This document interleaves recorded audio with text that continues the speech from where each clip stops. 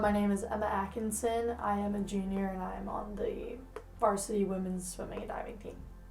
Swimming's really about confidence. It's a big confidence sport. You have to be confident in yourself in order to succeed. It's really mental.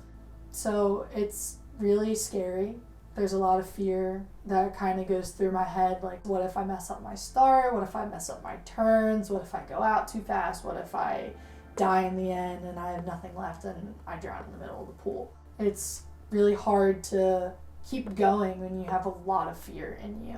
And I was so scared to fail, so scared. I remember I would have panic attacks in the middle of the night. I would wake up sweating, throwing up, constantly going to the bathroom. My heart rate, I could never get down. I felt like my body was so tight just because I felt like I had to excel. And all that kind of led up to not sleeping at all for a week straight and having to do that all over again at NCAA's 3 weeks after.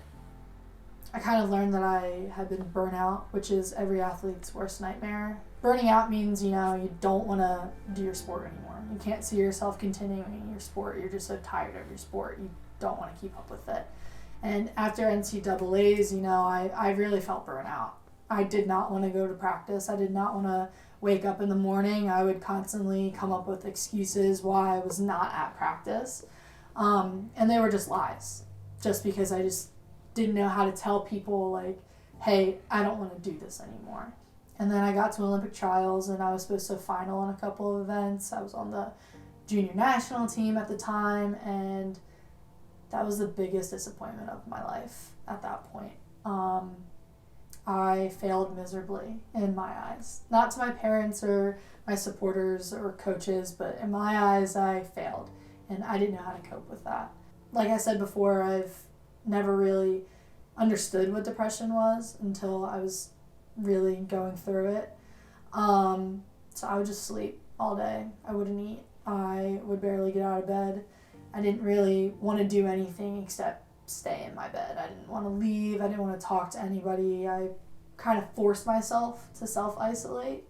I didn't really want to own up to it myself. And then one night, for whatever reason, I could not stop crying. And I actually went out to the balcony because I didn't want to wake my brother up, and was having really, really bad thoughts. Like, what if I jump off this balcony? What if I hurt myself? And I started crying because I was like, why would I ever want to do that to myself? Why would I ever want to put my family through that? Like, what is going on?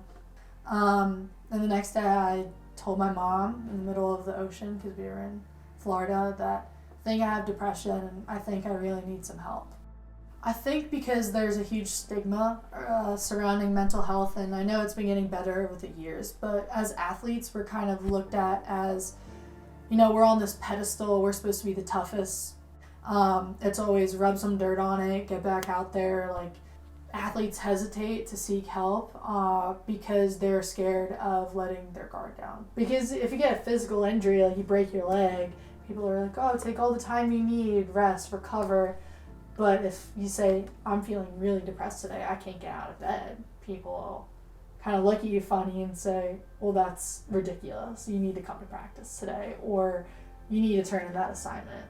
But internally, I was suffering. And I didn't really want to tell anyone that because I didn't want their image of me to disappear. But the more I realized throughout college that, seeking help and actually being honest and truthful about how you're feeling, it's not a weakness, it makes you stronger. The way I look at it now is medication is kind of the key that unlocks the door to getting better. So I really wouldn't change the journey because I probably wouldn't be where I am today without it, without taking my mental health seriously and without breaking those barriers and, communicating with my parents about it, because that was probably one of the hardest things I ever had to do. I think it's important to share my story because I feel like a lot of people can relate to one way or another.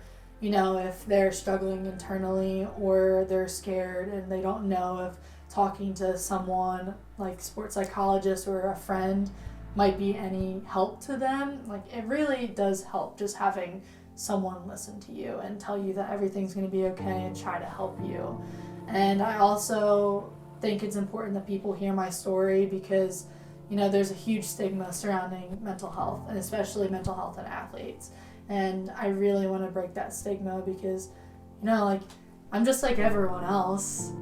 You know, I am a Division I athlete, and I am struggling with anxiety and depression. Everyone's journey looks different. I'm not upset or regret anything about my past because it's led me here.